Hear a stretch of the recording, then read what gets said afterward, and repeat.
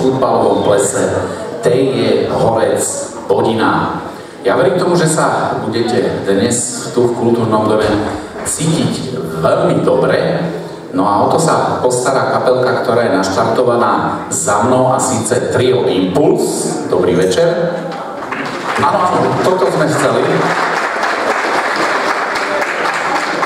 Ale to ste aj na stranickej schôdzi. Skúste ešte raz. Už bolo lepšie. No a verím, že tou svojou troškou sa postaráte o tú dobrú náladu, samozrejme aj vy.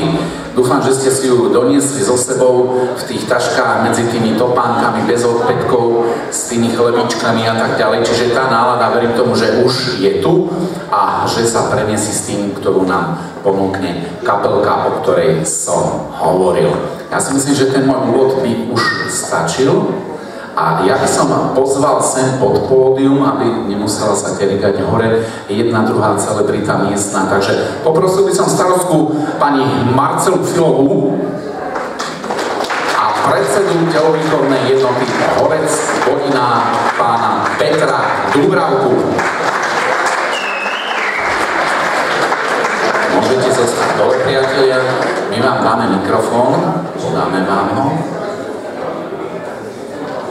Samozrejme, ja vás poprosím o niekoľko takých tých úvodných slov, ako sa hovorí, takých tých teplých, aby sme si zaželali, pretože máme ešte stále január, niečo do nového roku a tak ďalej, ale to už nechám na vás.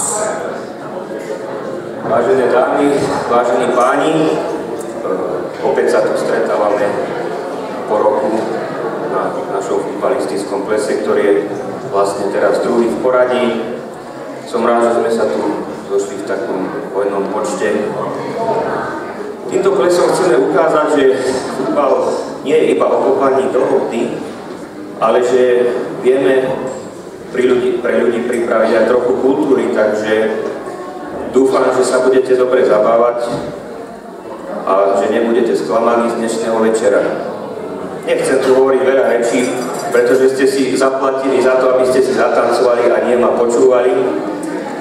Takže ešte v krátkosti poďakujem všetkým, ktorí sa podielali na príprave, či už v samotnej sály, alebo prispeli nejako do tomboly. Takže ešte raz vám želám príjemný a ničím nerušený večer. Ďakujem.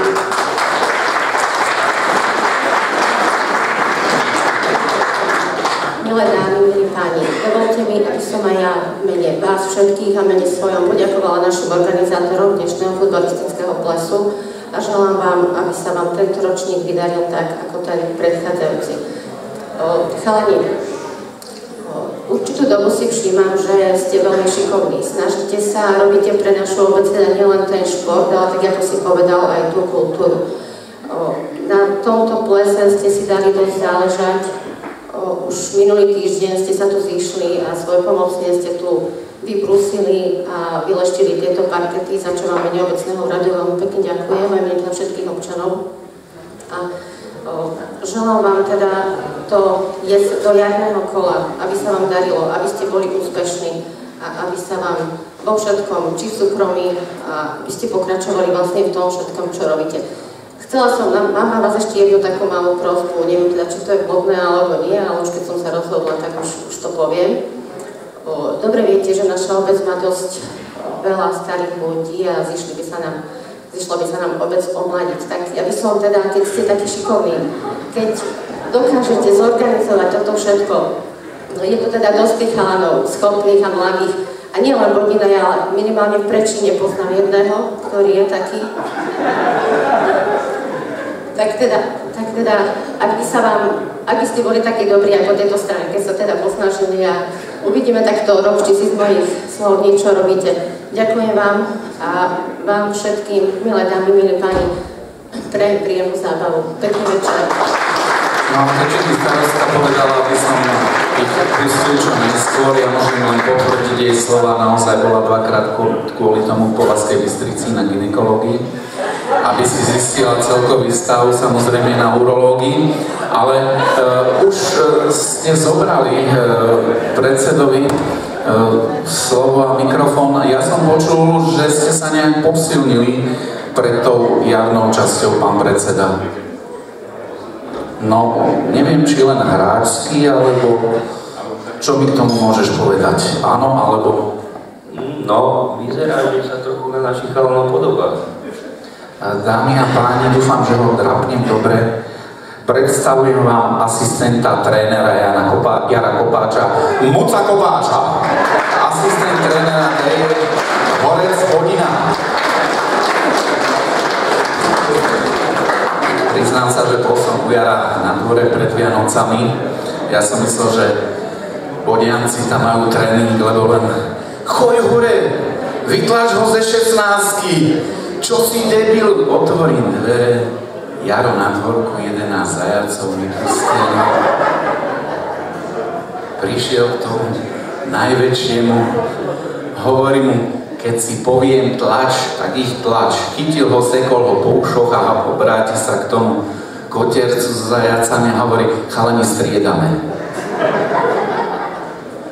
Takže to bolo na úvod pár slov, no a každý ples začína vždy takým tým prvým tancom, to tanečné kolo býva také oficiálne, no my zostaneme samozrejme pri tom, no a dovolte mi, aby som vlastne požiadal a poprosil pani starostku Marcelka, to prvé kolo začneš ty, nechod za manželom, on príde za tebou.